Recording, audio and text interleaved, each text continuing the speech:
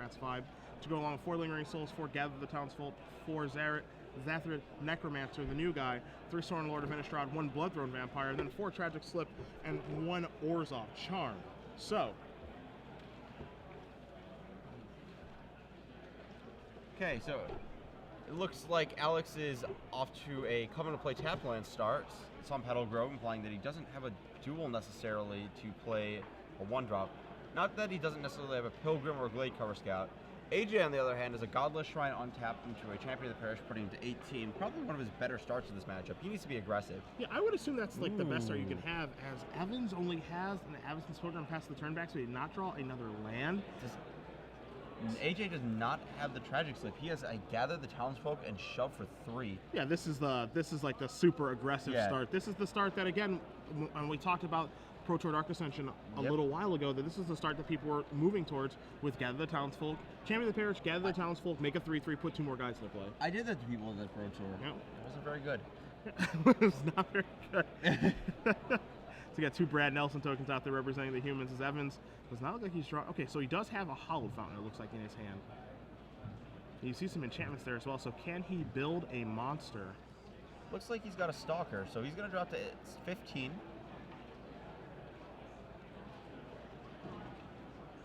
Tap that Hollow Fountain. Going to tap this here. He's going to play a Stalker. He's going to play Ethereal Armor. All right, so that's going to be a 2-1 first. 2/2 first strike. Yeah, so that can block down either of the human tokens. He's still going to take whatever beats he gets from these huge champion. Potentially up to a 5/5 this turn. Actually, more 6/6. That card gets pretty big pretty fast. Yeah, it is one of the best 1-drops in the format, if not the best one, as Sacher is going to play a Swamp. He is going to cast a Cartel Aristocrat, so that's going to get a little bigger because that's a human. And he's going to come across here for 4 points of damage. Evans with no good blocks available. And Sacher does have a Tragic Slip in his hand, so we'll see if he's going to take care of this Avacyn's Pilgrim. Yep. And he is. So Evans drops down to 11 life. Untaps with only 2 mana. I don't think he can win this race straight up against AJ's board. It is going to be very, very difficult. He's going to have to build one heck of a Stalker to be able to try to win this game, and it's going to probably have to involve Unflinching Courage as well. Yes. He does have a Fiendslayer Paladin in hand. He did draw a 3rd mana source for that. I'm kind of wondering if he had the Fiendslayer Paladin last turn, if he might have wanted to cast it. Yeah, instead of a Stalker? Yeah. Try to just get things built up that way. That's a really, really good question. You know, the AJ's deck is, cannot Tragic Slip that. You cannot Orzhov Charm that. Yep. And maybe he was on the plan of get the armor on the Stalker, then put a Rancor on the Fiendslayer, and that blocks everything down for a while. Because Fiendslayer Paladin, you can, in theory, create a board with this human's deck that blocks it down. You Agreed. can block it with a Cartel Aristocrat, sacrifice, give your Cartel Aristocrat for a white, block it down that way. There's a lot of action you can have that way. Alex Evans going to 9. He's going to play the Paladin. Oh, this is a bold attack. Yeah, he's attacking with a Stalker. AJ dropping down to 16 life.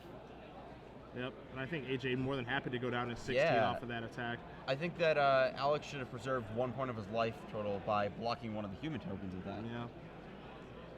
So Sacher draws his card for the turn, going to untap his lands, get ready for the next turn. He's got a Champion of the Parish, a little bit bigger. Yeah. Really worth noting is that the Fiendslayer Paladin is not going to gain Alex any life on this block unless it chump blocks the champion. Oh, well, or if it gets Orzhov Charm. No, that's not legal. Yeah. Nope. Yep, that's not a thing. That's not a thing. That can't happen. So, if it blocks any of AJ's creatures, he can either give the Aristocrat pro black or pro white. He can sack the human token so it doesn't deal damage. So, if I count right, Alex is going to be keeping his Fiendslayer Paladin, but taking 8 on this attack if he blocks a human token. Well, let's see what's going to happen. 5, 6, 7, 8. Yeah, I think I'm with you there. Well, he will be taking 8, but 8 is not going to be 9. Let's see if Sacher can figure out some way to get the job done. Now, I think he can get a little bit creative here if he sees it with the Orzhov Charm that he has in his hand. Let's say he attacks with all of his guys.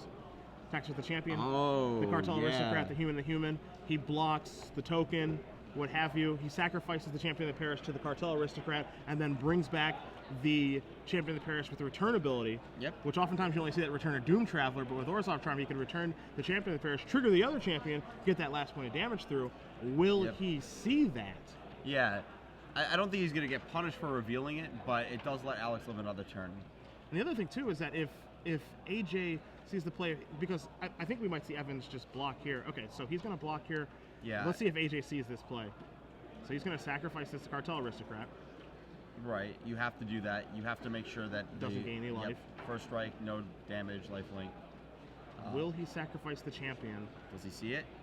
He sees it. I think he does see it. He's going to sacrifice champion. He's going to Orzhov Charm the champion back. He's going to get a trigger. That's going to go up. That's going to be 5, 6, 7, 8, 9 damage. No lifelink gain. And that is going to do it. That was a quick kill. Yeah. So AJ Sacher is going to win game number 1 over Alex Evans. Black-White Humans going to take care of Bant Hexproof up 1, playing for top 8 here at SCG Richmond. We're going to go to the sideboards. We're going to take a look at Alex Evans and his Bant Hexproof sideboard first. See what he can do to get ready against a deck that probably not prepared to play against in Black-White Humans. Yeah, it was talked about a bit, but I wouldn't have expected it to be a huge percentage of the metagame. The thing is that a lot of the cards that are good against the Humans deck are also good against Aristocrats, so maybe you get a little splash damage there. So Alex is going to be on the play. I don't think he wants Negate. I don't think he wants Ray of Revelation. Doesn't want Mending Touch. His opponent's not playing any of the traditional sweepers. If he's going to play any card that kills the Hexproof guys, it's going to be an Edict effect of some kind, or a Shrivel that you cannot regenerate through. Near Hearth Pilgrim, I think, is really important. I think being able to race AJ's creatures with a Stalker, as we saw in Game 1, if he had been able to give the Stalker lifelink, he might have been able to make it a game. Sure. So I think Near Hearth Pilgrim's really good. I can see Voice of Resurgence being pretty good. Just something to get in the way of champions. I don't know if you want all 4. It's not going to be a threat most of the time, but maybe a couple if you have cards that you definitely want to take out, like Blade Cover Scout against all of these ground blockers. Sure. And I think Fog could easily be good. I think Fog can really swing a race. Unexpectedly. The only issue is that a lot of the times that AJ's deck is sort of moving in, it's often doing so via Blood Artist. There's only one Bloodthorn Vampire that's kind of doing the old sacrifice all my guys to pump my one creature for swing for lethal, sort of the Nantuko Husk, Phyrexian Ghoul style play. Okay. Everything else is just, I'll sack this creature and then incidentally Blood Artist you, and Fog doesn't stop that. Yep, that's true. That's true. So Blood Artist is probably going to play a pretty big role in one of these sideboarded games, ideally. Potentially, is AJ going to keep it around? I would be surprised if he boarded out, just because it is a way for him to gain some life, start some racing, and be able to fireball his opponent out. I think that's pretty important in his deck. As we go to his sideboard, 2 Appetite for Brains, 2 Intangible Virtue, 2 Doomblade, 2 Lifebane Zombie, 2 Sin Collector, 2 Profit Loss, 1 Brave the Elements, 1 Pithy Needle, and 1 Obsidian Ghost Council. Nothing here. I mean, he's got options. Does he want to, kind of break up his own deck to be able to sideboard these cards in? That's the big question for me. Yeah, I'm looking at these, and I'm not super impressed by any of them. Back in the day when you had Silverblade Paladins in this deck, I would have been okay with Doomblade, but the new Paladin cannot be Doombladed. Yep. Nothing to Appetite. Intangible Virtue's fine. It might be reasonable as like an Anthem if you're trying to race. Lifebane Zombie on the draw is not going to hit anything. Yeah, you beat me to it. Lifebane Zombie on the draw is not where you want to be. On the play, I think it's perfectly fine. Absolutely. Yeah, on the draw, I don't think it's where you want to be. Sin Collector, miss all day long. Could hit a Fog if he breaks it. Oh boy. Profit Loss. It can be okay. I mean, it can mess up the math a little bit, or Alex Evans won't realize how much damage he could take on an attack. Profit Loss might be a better version of Intangible Virtue. Okay. In case you get to a board state where you randomly get a Pilgrim or can get a Stalker, especially on the play. I think on the play, Profit Loss is absolutely better than Virtue. It's probably better on the draw in general. Raid the Elements, probably not so great. Pithy Needle, no Pithy Needles. And Obsidian's just a 5-drop, and I've learned my lesson about 5-drops versus Hexproof. Yeah, not the best idea. No, I learned that one the hard way. Yeah, I mean, you got to take it on the chin once. That's all. You got to end the game with an Obsidian in your hand before you realize you probably shouldn't have it in your deck. Thundermaw Hellkite. Yep, the same. It's happened to me too. It has. I love old Thunder Daddy. Got to board it out against Hexproof. See Yep. both players shuffling up here for game number 2. I don't think the sideboard's going to change very. I don't think their decks are going to change very much for either player. No, I don't think there's going to be a lot of sideboarding. I expect Near Earth Pilgrim to come in, but I'm looking at these cards. I don't really care too much about having Voice in my deck. There might be 1 or 2 post board, and that's it. Yeah. I actually like a Johnny Caller of the Pride in this matchup a lot. Okay. So that might be something I'd be really happy to board in. Just go over the top of the Fiendslayer Paladin, assuming there's no lingering Soul Tokens, to be fair. Something worth noting, it's pretty cool. We got Gift of Orzhova in the Hexproof deck, and we've got Overgrown Tombs to cast it with. Okay. I can dig that. Yeah, we've seen that a little bit this year with cards like Boros Reckoner being cast by Temple Garden in the red-green aggro decks. Just these sort of hybrid cards being cast off of, various dual lands. Rakdos Cackler does cost black mana and red mana. I think I've seen a couple lists where there's like incidental, like a black-white deck with a Sacred Foundry for Rakdos Cacklers. There's like a lot of incidental hybrid splashes that can be done with these Ravnica dual lands. So we'll see how this is going to end up. Again, Sacher up a game. Very aggressive start. Came out of the gates with the champion of the parish. Gather the Townsfolk, a card that we haven't seen in a little while, actually.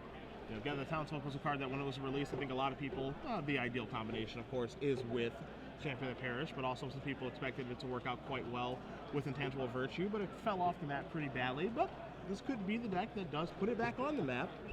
And this deck could be the real deal. Again, Jerry Thompson endorsing this deck, AJ Sacher having a very, very nice tournament with it. Makes you wonder how many people are playing this deck in the room, what kind of results it's having. We know that one big name player is playing it and playing for top 8 right now with it. Jerry was 3-0 at one point as well, and looked like he fell to a couple of bad draws against John. Yeah. So that could happen to anyone. That's true. John is one heck of a deck.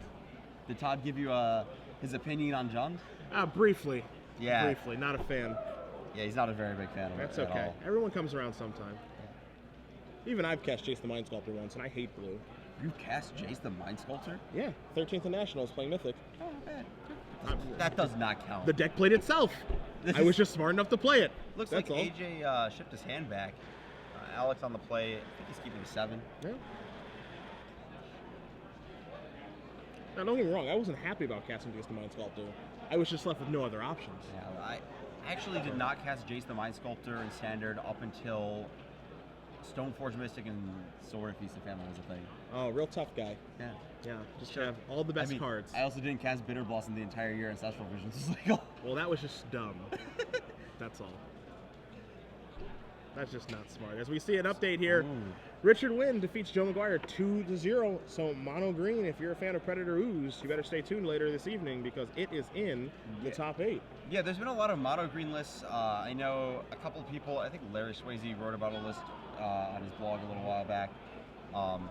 And he had a much more aggressive list. I think there were like Young Wolves in it. Okay. And this is a bit bigger. It's got Silverhearts, it's got Predator Ooze. I can't help but think that maybe I missed a tweet from Saito somewhere down the line, and that this is where this came from. Well, that's actually funny because Saito did tweet today about mono green, and I'm not even kidding. Yeah, I know. Yeah. With Atakadon, Worms, and Garrick. Yeah. Yeah, he said to cut those. Yeah. AJ down to 5. Yeah, he likes to stare down the camera, I think. This sweet hoodie on. Yeah. I like that hoodie. He's had that hoodie since he was like 5, I think. I know. The hoodie has grown with him. I feel like every time I see him, it's like 50-50 that he's wearing that. I'm unsure if he has another hoodie, but I know he has that one. Or he could just have multiples of that hoodie. That's that would very not surprise possible. me. He could just have like back copies in his closet. Yeah. And every time one wears out, he's just like, yeah, next one off the pile. Yeah. I've owned multiple copies of one shirt before. It's fine. It's fine. It's actually kind of cool. Yeah, I've never done that. Yeah. Barring, Star City shirts or things like that. Yeah, it's actually kind of awesome to have multiple copies of one shirt. 4 and 5. Orzhov Charm among them. He's happy enough on a 5-card hand. Let's see what Alex Evan's going to do to bust down the gates. He has a Hollow Fountain. He's got a lot of lands. He has an Invisible Stalker, too. Here's a Swamp for Sacher. Going to pass the turn back. Ooh, there's the Ajani. I like that. So it looks like we've kept a Invisible Stalker, Unflinching Courage hand on the Evan side of the battlefield. AJ is completely unable to kill this Stalker this turn. So Cartel Aristocrat in play. And once this Unflinching Courage lands, it's just race time. That's all there is to it. Yeah, it's pretty simple. I agree with you. It is just race time. Draws an Overgrown Tomb. And you see his hand, he has a lot of lands and a Johnny Caller Pride and an Unflinching Courage. So You know, this deck is deemed the all-in deck, and Evans is going to be moving all in. He doesn't know it yet, but AJ has actually no ways to kill an invisible stalker once it gets suited up. And there is the Unflinching Courage, and in for 3 we go. Let the race begin. Sacher down to 15, Evans up to 23. Sacher is weighing his options. Another Cartel Aristocrat hits the board. First one comes in for 2. Evans drops to 21, still winning the race, but he does not have another aura in hand. So Sacher can easily come out ahead on, you know, a 3-point drain every turn. Yeah, I don't know. The Johnny's going to make that pretty hard. That means that the Invisible Stalker is just going to grow bigger and bigger and bigger every turn. Into play tapped comes the Temple Garden. I think you just have to cast that at Johnny. I'm a little bit surprised by this. He's going to just attack for 3. I guess the question is whether AJ can afford to attack down the Ajani next turn. He's going to instead commit a power to the board in the form of Invisible Stalker number 2 instead of putting just a single counter on the already existing Invisible Stalker. Sacher, you see in his hand, he has an Orzhov Charm. He's going to add some mana. Looks like a Blood Artist. It is going to be a Blood Artist and attack for 4. So Evans is going to go down to 20. Sacher going to play a Godless Shrine and then pass the turn back. So Evans going to untap his permanents. He's going to draw a card. Again, his hand is lands, a Johnny Call of the Pride, and now another land. AJ on a, let's see, yeah, Evans is 1 short of being able to attack for 4 this turn and then upstairs with a Johnny on the double strike and kill next turn. But that 1 could easily be represented by any aura in his deck at this point. He's going to have 6 mana next turn to go a Johnny plus the Lifelink Stalker and then the Rancor. Though the Cartel Aristocrat Blood Artist combo sort of throws a wrench in that. Double Blood Artist now for AJ. 2 Cartel Aristocrats come in. And for 4, going to put Evans down to 19. Again, Sacher struggling a little bit here, but on a mulligan of 5, I've seen worse draws, and Evans' draw isn't particularly good either. So if Sacher's able to find something pretty good this turn, assuming that he lives, he might be able to actually get himself back into this. Evans draws a card. It's another land. When is he going to commit that Ajani Call of the Pride to the board? Again, he can just put a +1/+1 counter or something and could have for the past couple of turns. And if Sacher's attacking that instead of him, he's got to be pretty happy about that. Yeah, there was 1 turn where if he plays it and pumps it up, he's got 2 Cartel Aristocrats facing down a 5 counter on Johnny. It's not going to die, and it's going to be able to put another counter on this Lifelink Stalker. I think it was the turn he played the first one. Though he may have been worried about some kind of sacrifice effect like Devour Flesh or Tribute to Hunger and wanted to commit the other creature to the board just so he doesn't get blown out by that. Or Liliana. Liliana's a perfectly reasonable card to expect. So Sacher going to go down to 4. Evans at 22. Sacher draws his card for the turn. Looks like it was a land, so he's got Orzhov Charm, Tragic Slip, and a Godless Shrine. Gonna start by attacking with Aristocrats. Gonna put Evans down to 18. Keep in mind that AJ at any point in time can fire off 5 points of life gain by sacrificing all of his creatures. So he isn't dead on board in any way, shape, or form. He isn't even dead to the Ajani. See? And draws another land. Wow. This is a strength of Hexproof deck. We basically played 2 spells. That was good enough. We're done here. Yeah, it is looking like it may be good enough. Let's see. I think this might be an opportune moment to just play the Ajani and go upstairs. Yeah, I think it's double strike time. You have to commit this thing at some point. Yeah, this forces a sacrifice, a lot of sacrifice on AJ's part. And it also starts gaining Hue life, so he can't do something ridiculous like Lingering Souls flashback, make a bunch of drains, do some crazy Arcbound Ravager style math, and kill you out of nowhere. So here is the double strike. So that's going to be a 3/3 lifelinking double strike creature. So you can look at this effectively as an attack for 7. Yep. This forces AJ to sacrifice Cartel Aristocrat and Blood Artist. So a drain for 2. A drain for 2. We go up to 8 down to 1. Yep. Evans goes back up to 20.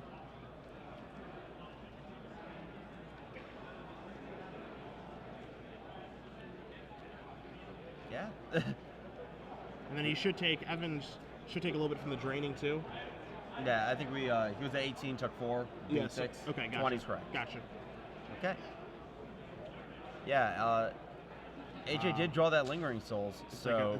I think it's like actually just a turn too late. If he draws at the previous turn, then it's so easy for him to make the sacrifices with the double Blood Artist and stay alive. Yeah, and then stay alive for even longer past that, because he's not actually taking that much damage once he survives the Johnny attack. Yep. Yeah, we're going to get that board cleared up. There we go. Yeah. AJ currently hoping that Evans does not attack next turn, more or less. He has to attack the Ajani. He does survive this turn. He can flash back the souls, sacrifice all of his creatures, and not die. Yep. Evans for keeping a 7-card hand. Sacher being on 5 game is a lot more competitive than I thought it would be. Evans actually destroying a land. I think every single turn of the game. I think maybe he drew an Invisible Stalker. Yes, he drew an Invisible Stalker. No, he had the by turn 2. Okay, yeah. He's drawn a turn for at least the last 5 turns of the game. Let's say that. Well, we didn't need those anyways. Yeah. We just wanted to make it look close for the cameras. Is that another land? Oh, that's a Geist. Oh, a spell. That's lucky. A spell. A spell. Yep. Great. Needed that. Yeah, it's right on time, buddy. I didn't think he would ever draw one. He's going to send in with the Stalkers now. 1, 2, 3, and 4. So Sacher's going to sacrifice all of these, negate the damage he's going to take. Evans takes 1 damage on this attack. Yep. Dropping to 19. He's going to gain 3, but lose 4. Yep. I was just kind of looking like, I don't really know, like, should I even play this Geist? AJ's pretty dead. Maybe he just, like, has a Planar Cleansing or something completely crazy out of his deck. Yeah, I don't think that would be the case. The Sacher's going to draw a card, and he is going to concede the game. So, Alex Evans is going to even it up against AJ Sacher. Ben Hexproof going to push it to a 3rd game against Black-White Humans. I'm okay with that. That was a real highlight of Van Hexproof. Yeah, me too. Yeah. Don't need to draw spells. We've already got them. Already got all we need. So we saw a Johnny. We didn't really see a lot of. We can't really tell how Alex sideboarded. We didn't really see any spells. Yeah, he didn't do anything. He actually just didn't do anything. And I mean, he still won. But he didn't do anything. If AJ had a 7-card hand, he probably could have easily won that game. Yeah, I think so. I really do, which is like frightening to say because Evans' keep is perfectly fine. Yeah, absolutely. I mean, he kept 4 lands, Stalker, Ajani, and Unflinching Courage. His keep is perfectly fine. He's going to keep that hand every single time, especially when he's on the play. And he drew actual nothing, but was able to get it done because Sacher did mulligan to 5, and Sacher didn't really draw anything of consequence, but Sacher also doesn't have very many good ways to actually interact with him. Like, he doesn't have Devour Flesh, Tribute to Hunger, Living on the Veil. None of the cards necessary to win this matchup. These Hexproof guys are not dying. Yeah. They're just going to hang out, and AJ's just going to, 2 ships passing in the night. That's what's going on. Yep, pretty much. There might be some small amount of play where an Ethereal Armor ends up on a creature that's going to block for a turn or 2 and hold down a Champion of the Parish, but I can't even really see that. A lot of these guys are basically irrelevant, or Cartel Aristocrat has evasion, or even just like Champion of the Parish just gets too big. There's no way that Ethereal Armor should be on the guy that's blocking if it's that big. Yeah. So a 3rd and final one to see who's going to be playing in the top 8 later this evening. Again, if you are just joining us, Cedric Phillips, Ari Lax. It's SCG Richmond. We are winding down on day 2 of coverage here. Round 9 of 9, our standard open. Again, we've already crowned 1 champion. Actually, 3 champions in our Team Sealed tournament in Kyle Rose and the Cowley brothers. Again, congratulations to them on their impressive Team Sealed M14 win. But we have to crown another champion this weekend, a standard open champion, where we've already got at least 1 potential Hall of Famer in the top 8 in William Huey Jensen. Yeah. Pretty good. Yeah, he does okay. If you guys do want to join us on Twitter at SCG Live, hashtag SCGRICH, we can talk about copies of shirts and how you can get them at Office Max or at your local TJ Maxx. Doesn't matter to me. But I want to see what's going to happen here. AJ Sacher won game number 1 by giving the beatdowns with Champion of the Parish. And if you know anything about Ben Hexproof, it's not a big fan of being, attacked by an aggressive deck. It doesn't do very well against Mono Red. It doesn't do well against Naya Blitz. And this deck, while not as aggressive as those 2, it's pretty good at putting pressure on, provided it does have a Champion Parish. Though there is a bit of a question. Does Fiendslayer Paladin change all that? Is that good enough to make these aggressive matchups good again? That is a good question. I mean, it does give him 8 lifelink cards then, and you're more than happy to suit that up. And again, Sacher has no way to interact with that card either. To be fair, a lot of people don't. Yeah. I know that, yeah, Burning Tree Emissary definitely pulled the scales in one direction, but Fiend Slayer Paladin is a powerful weapon on the backswing. All right. So both players shuffling a ton, getting ready for game number 3. AJ presents his deck. He's good to go. Always pink sleeves for AJ. Don't know if you knew that. Always pink. I did not How do you know feel that. about pink sleeves? They get like dirt on them and stuff fast. I'm a big fan of golds, but I'm assuming they're Dragon Shield, so I'm okay with that. Wait, Yep. I tricked you. what? I tricked you. What? That's not AJ? That's not AJ. I tricked you. You thought This AJ was a test that I This passed. was a test. I see. This was a okay. test. Good cover, buddy. What cover? It's just- What are you talking about? I tricked you. Don't you pay attention when we do this, Ari? He's had green sleeves the whole time. Hey, I'm busy looking at standings and deck lists over here. All right, fair enough. You're busy working hard as we have a Doom Traveler to begin for Mr. Sacher. So not championing the parish. If you're Alex, you got to be pretty happy about that. Yeah. It's definitely going to represent a slower start. All right, so he has, Evans has a breeding pool. He also has a Hallowed Fountain, too. And I think he has a Evanston's Pilgrim. He's going to go to 18, so he certainly has an Evanston's Pilgrim now. Looks like he has a Spectral Flight in hand. His hand looks good. Yeah, this is one of those hexproof draws. Yeah, his hand looks good. He's got a Near Hearth Pilgrim, as we expected. In for 1. I think that Sacher just drew a profit loss. Or he has one in his hand. He's going to play an Orzhov Gilgate and pass the turn back. Jeez. This is not going to be a very nice sequence of events. Looks like Evans still has the Glade Cover Scouts in his deck. It's a Near Hearth Pilgrim, too. Evans has all 1 toughness creatures right now. He's got a Rancor and things in his hand. Did you see profit loss on the screen? He's going to attack for 1. He is not. No. Okay. He's going to play a Stalker. Oh, no. Get blown Is he out. going to play Glade Clever Scout, too? Oh, no. Oh, no. No, it's just going to Rancor. Oh, he's going to Rancor? Okay. All right. We're okay. For now, until AJ profit losses us on our main phase after we play the Near Hearth Pilgrim. That could No be what fun happens. for the whole family. He's going to start by attacking for 1 with this Doom Traveler. He's going to play a land, pass turn back. He's going to play Mutavault. That's like the perfect land to play right now, too. Yeah, Because it's this land where it's like, I wish I had colored mana, but I don't, so I just play Mutavault and say go. It's like it's like a perfect land to play right now for Sacher. Evans going to draw his card. He draws an Unflinching Courage. Well, we might be able to get that one instead of the Pilgrim. Yep. That would be brutal. Though, if you still have the Pilgrim and the Rancor, Glade Cover Scout and Near Hearth Pilgrim could be enough to take it down. Yep. Do you think AJ poured out his Tragic Slips in his Orzhov Charm? I think Tragic Slip, yes. I think Orzhov Charm, no, because it has some utility. Okay. Like with the way he won game 1. There's like some neat things he can do with it. Okay. 2 mana. So Spectral Flight time. Is he going to play a Near Hearth Pilgrim? Oh, no. He's bonding it to the... Oh, even tapped wrong to follow this upright. No. Oh, boy. He's going to be disappointed. Is he gonna, oh, good God. He's playing Hallowed Fountain at tab. 1, This 2, might be the world's 3. best profit loss. Oh, my God. Boom. Oh, no. Could not do that faster. All of our things, all of our hopes and dreams.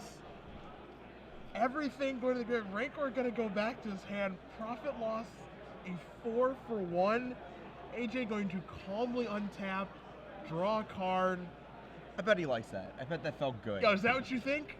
We're going to bring you in the booth more often for that expert analysis. 5 cards in hand for AJ. Completely loaded. Evans is going to have to rebuild on this Glade Cover Scout. The thing is like, even though Evans got absolutely ruined that turn, that Unflinching Courage and the Glade Cover Scout, AJ's going to have to race. Like, he needs to get the game over with. That's what he needs to do. As much of a beating as that was, I think Evans just drew another Unflinching Courage. Yep. So he needs to get this game over with, like, right now. So there's your Glade Cover Scout.